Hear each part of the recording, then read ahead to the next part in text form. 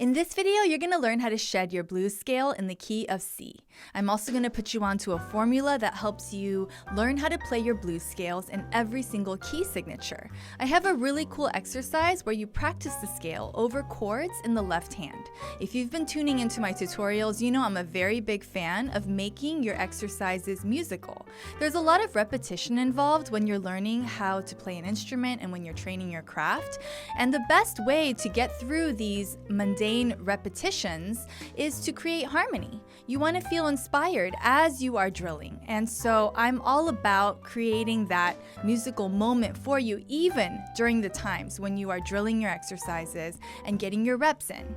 My name is Keira Kang, founder of Modern Pianista. I am an award-winning piano teacher with Steinway & Sons Beverly Hills, and I've been teaching private piano lessons all over Los Angeles for the past 12 years.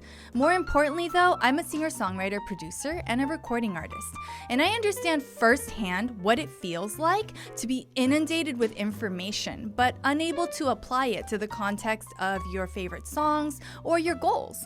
This channel is dedicated specifically to my singer-songwriter producers that are looking to enhance their musical skill sets or grow in the lane of creativity so that when it comes time to session and write and express yourself, you can. If you're looking to dive deeper with me and gain a serious understanding of music theory, join my email list and I'll send my free resources over to you. The first one is a PDF called your sound palette. This is called the circle of fifths in the world of music, but I call it your sound palette because that's a way more memorable and interesting way of thinking about things. When you're painting something, you have all of your colors laid out in front of you. You're like, I have my red, orange, and yellow. Great, I could paint the sunset. I have blues and greens.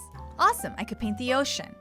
Learning how to play music is no different. You want to know what sounds are possible. You want to know what these sounds are called.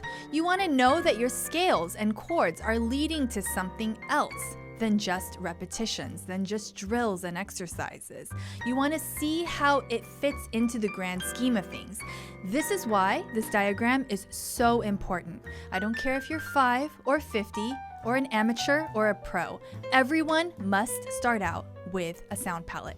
Grab your free copy by joining my email list and I'll be sure to send that over to you. Without further ado, let's hop into this blues tutorial. There's a simple formula that will help you with your blues scales in every single key signature. I'm going to show you this in the key of C.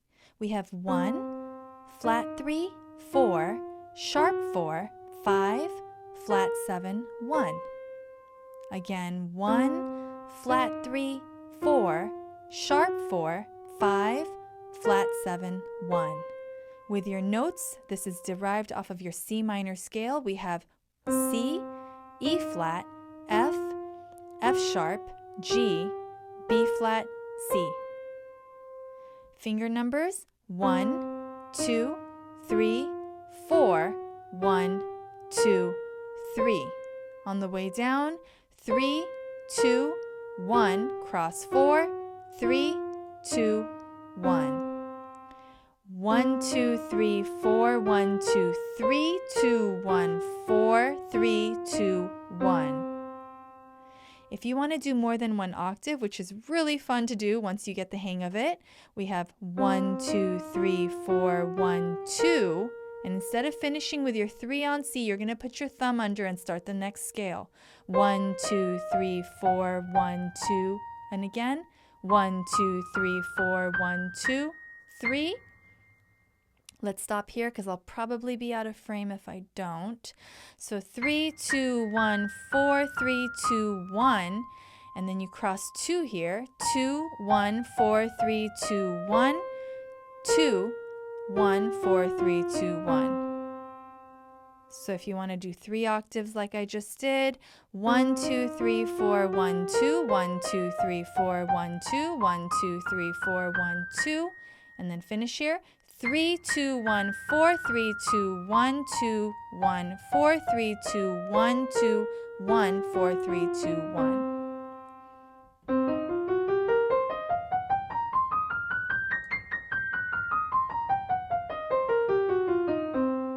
Super fun once you get the hang of it. Let's put this over some interesting chords in the left hand. we have our C minor chord, and I want you to just inch down with your pinky 1/2 step. And do it again, and as you do this, your 2 finger will shift over to this E flat. Keep inching down 1/2 steps on your pinky and finish on G, G, D, G, C minor chord, back to G, D, G. So we have C minor for 2 beats, go down 1/2 step on your pinky for another 2 beats, and again, and again. Keep it going.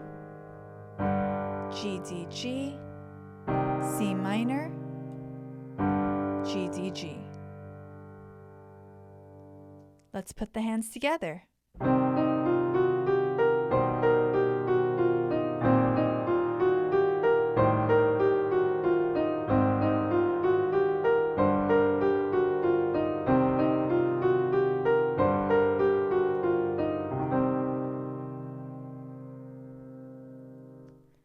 So that's a really structured and fun way to practice your blues scales.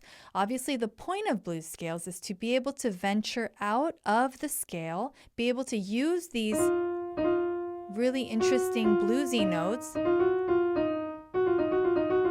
right?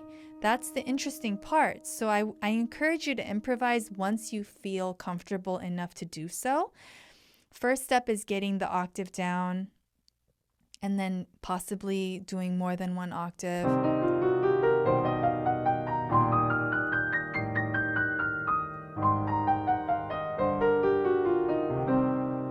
Start out by playing your blues scales in the key of C.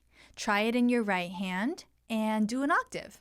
Add the corresponding chords in the left hand to create harmony and make it a little bit more interesting for yourself. And once that feels fluent, I want you to add a couple octaves in your right hand. See if you can go up and down the piano. When you learn how to play scales fluently to the point where you can intuitively know if you've hit a correct key or an incorrect key, that is where the true power and the magic come in, because you want to learn these scales eventually in different key signatures. You want to learn it in the key of F and the key of G and so on. So yeah, knowing that it's a 1, flat 3, 4, sharp 4, 5, flat 7, that's very useful. But ideally, you don't want to be in your head thinking about that. In order to really be free and improvise one day, you have to get it to a point of fluency where you just know instinctively whether or not that tone or that pitch, that note, is correct or incorrect. And the way to get there is just by repetition, just by doing it as much as possible. And the reason why I'm giving you variations like putting chords in your left hand is because doing the same thing over and over again can get dry over time. So I want you to see firsthand, oh, what does this sound like when I throw it over some interesting chords? Oh, wow, this harmony is so interesting, right? So creating these magical moments even during your practice, even in the beginning, is such an important step. Again, join my email list and you can grab your free sound palette. I also have other educational resources in the works. I'm actually working on a bunch of different things. I'm working on a guide that will help you understand step by step my unique curriculum on how to approach music theory from a very creative standpoint and give you variations to do these repetitions and exercises and make them musical in the process. It's really important to know how to apply things in the grand scheme of things. If you're just doing it to do it and you don't know how to fit this into your own creative process, then it's just knowledge. And knowledge is great, information is free, but transformation is what we're after. We're after transformation. And the only way that you can transform your abilities and who you are as a musician is to be able to apply it. All right, guys, that wraps it up for this video, and I'll see you in the next one.